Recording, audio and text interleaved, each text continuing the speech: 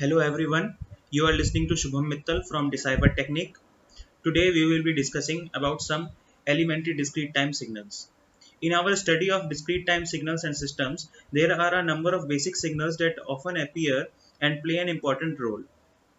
So we will be discussing about four elementary signals. The first one is unit sample sequence.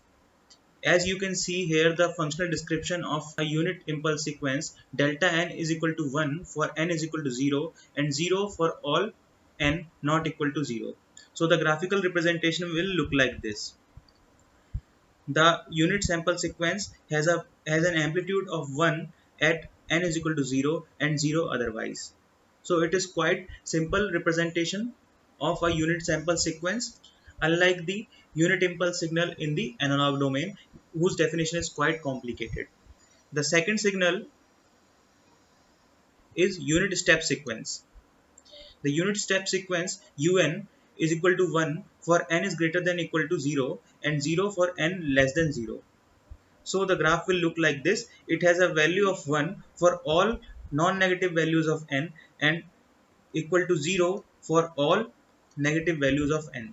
So unit step sequence is defined using this functional description. Next is the unit ramp sequence. The unit ramp sequence is mathematically defined as Rn is equal to n for n greater than equal to 0 and 0 for n less than 0. The graph will look like this. At n is equal to 0, its value is 0, and for n is equal to 1, its value is 1. For all positive values of n, the value is n, and for all negative values, the value is 0. The value will be 0. The fourth elementary signal is the exponential sequence. Xn is equal to an for all n. Now, there may be two cases. If a is real, then xn is a real sequence. Then a can take on values between 0 to 1, or a can be greater than 1, or a can be negative as well. We have shown the two graphs.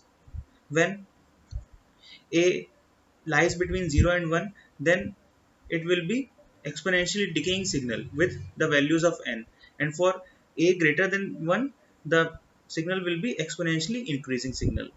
Now consider the case when a is complex valued. In such case, a can be written as a is equal to r e j theta n, that can be decomposed into r cos theta n plus j sin theta n. This simplification of the complex valued exponential can be used to express the same signals as real and imaginary parts or magnitude and phase parts.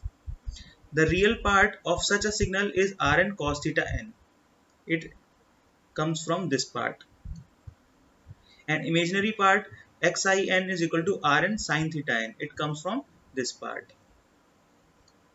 Similarly, we can also represent the same signal using magnitude and phase plots. So magnitude of the signal will be Rn, because ultimately the magnitude of this part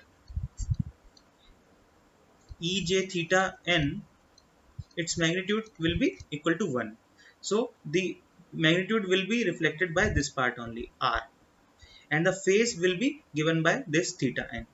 So these are the four elementary signals that we will be seeing in the subsequent lectures. Hope you like this video. Stay tuned.